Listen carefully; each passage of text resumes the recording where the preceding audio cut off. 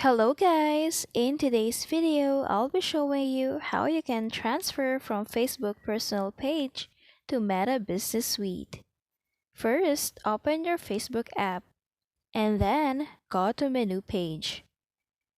We now need to switch into your Facebook page. Just tap on the page that you want to switch.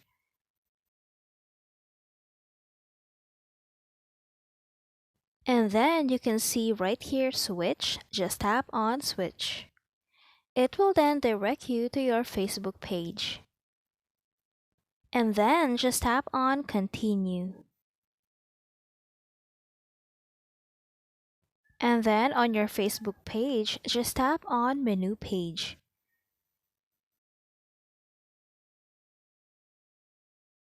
And then scroll down until you see also from Meta. And then tap on Meta Business Suite.